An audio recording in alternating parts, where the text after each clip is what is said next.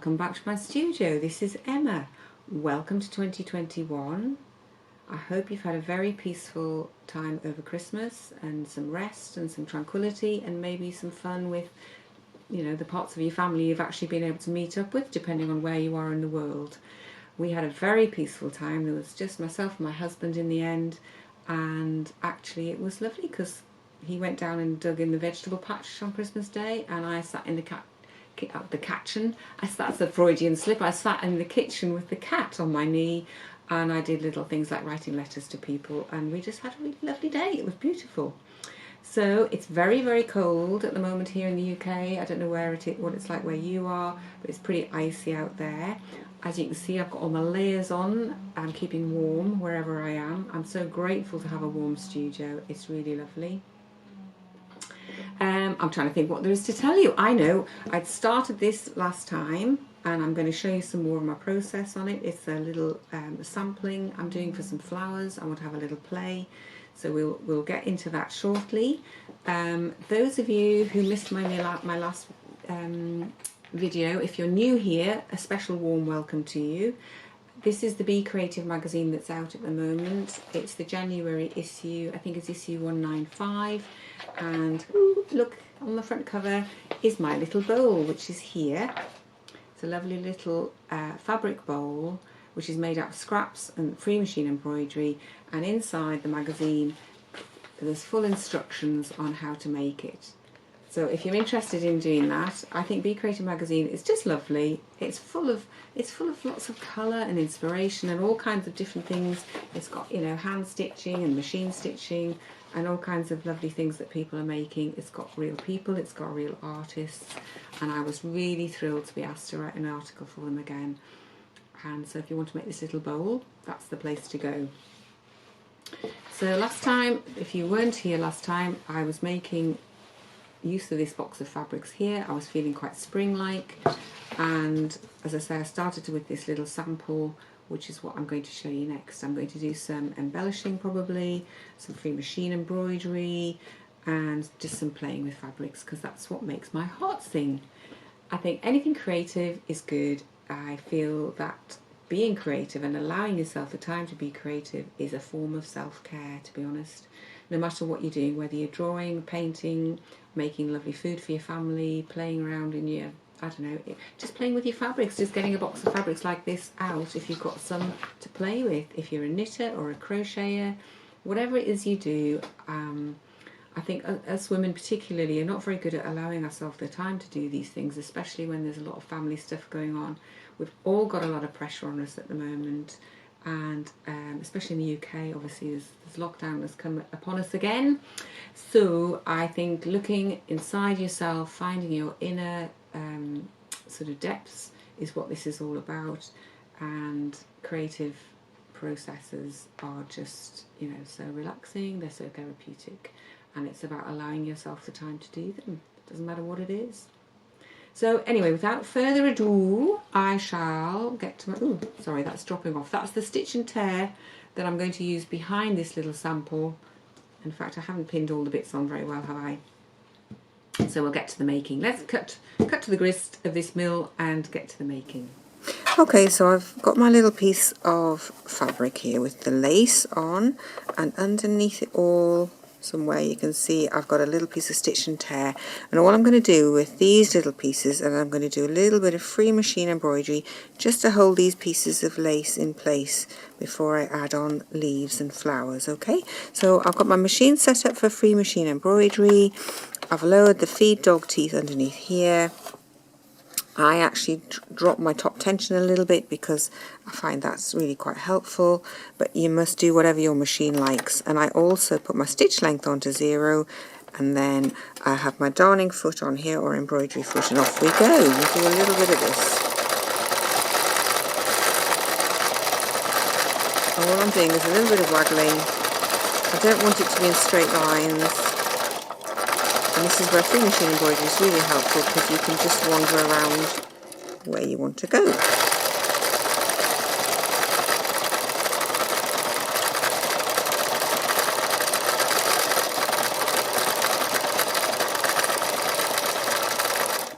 Let's take these pins out. Here we go.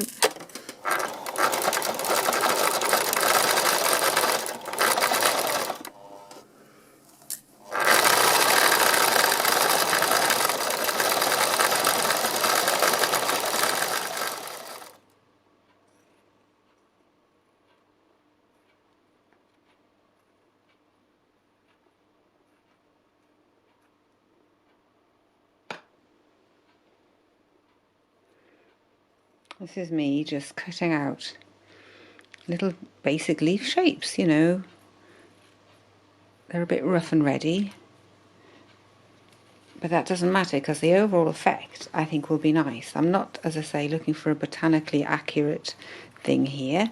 I'm always going by what it feels like, and then I look at what it looks like, and then I feel, you know, if that works for me, that's lovely. I'm not sure about this one. This one's a bit of a fraying fabric, so it may not stay the journey. Okay.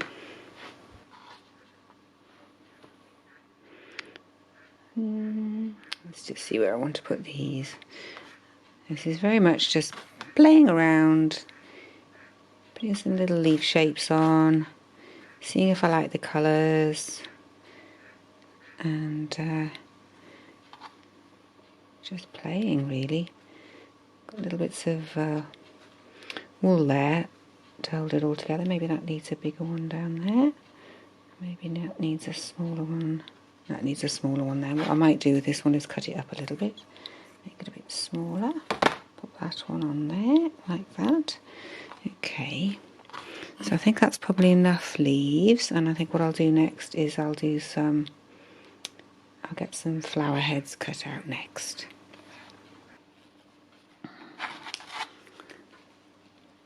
So I'm just cutting out very simple shapes like this. If you can see that. If you want to, obviously you can draw yourself a little pattern. I'm just kind of letting the fabrics kind of take me. They're a little bit random.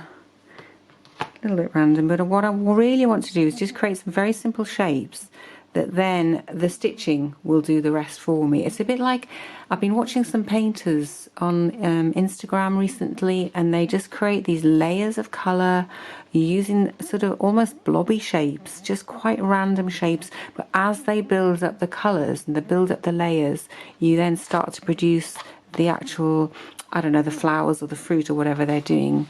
So I'm quite interested to try this with my stitching. So we'll see where this takes me.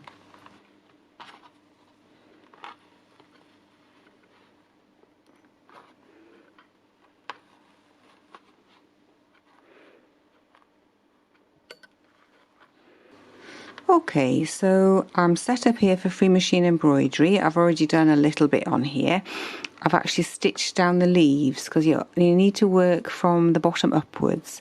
So I've done some green free machine embroidery. I've got my stalks put on, and I'm going to do some of these little bell flowers. So set up for free machine embroidery. My little darning foot. That's my darning foot. And I'm just able to go up and down where I want to go, really. It's the magic of free machine embroidery. And it means I can add other colours in quite easily to the things I've already got on here. I'm going to go up here to this little bud. There's a little bud up here that I've done. And you can see that. Done it a couple of times. And what I'm able to do is, if you bring your needle up, you can lift your presser foot up as well, which helps, and then you can actually move from one little bit of stitching to another. And I'm going to do this little bud over here, so I'll put my presser foot back down, and then I can stitch that in place. Okay, and I'm just adding a little bit of this pinky colour onto a few of the other flowers as I go down, so that this is the nice thing, is you can keep adding colour.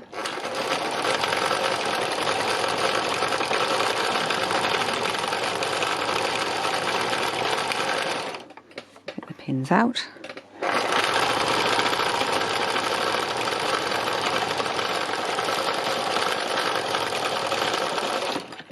And I always think it's quite good to go sort of not just round what you're sewing, but if you go over the edge a bit as well, go over the edge a little bit as well. And that makes it much more interesting than if you just simply outline.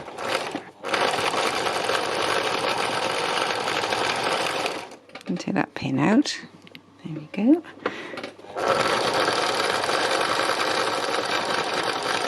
And you can see how this is trying to buckle up a little bit, which is fine. And the edge, oh, I've gone a little bit far around the edge of that one, but never mind. Just do a little bit more. When in doubt, if you've gone over the edge, do a little bit more going over the edge, because this is your creation. You know, nobody's sitting here judging you.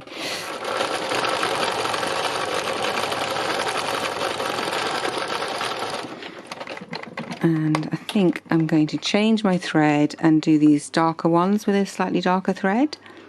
So I'll just change my thread over. Okay, so I've got a slightly darker thread now in the top, and I'm just going to do these little velvety shapes, get them stitched down.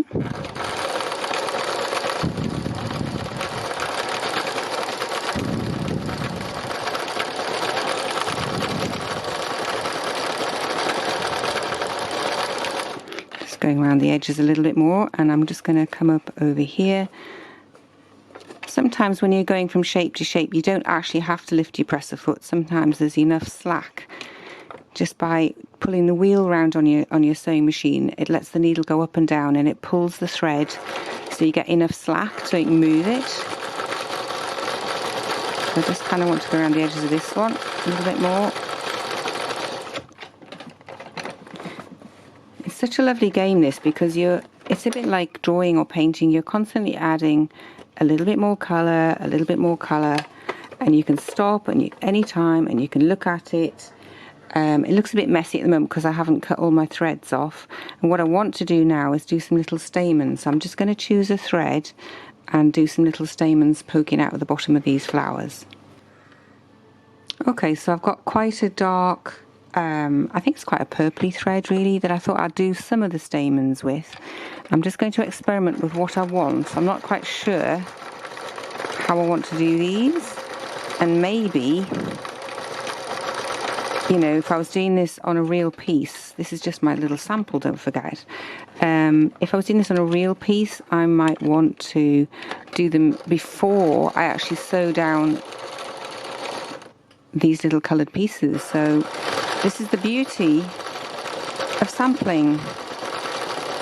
It's a way of working out not just what colours you want to use or how you want to do it, but kind of what order you need to do things in.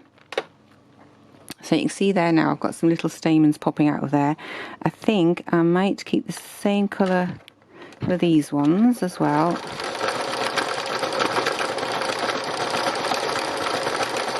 And I'm just doing them different lengths, so they're little, just popping out. And then what I might do actually is emphasise, oops, I think we need to cut that little bit there, it's got itself wrapped round.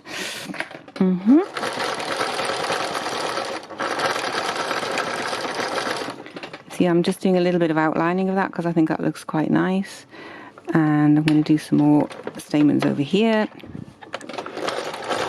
So I'm just going to carry on with this, and then when it's all finished, you'll be able to see it more close up.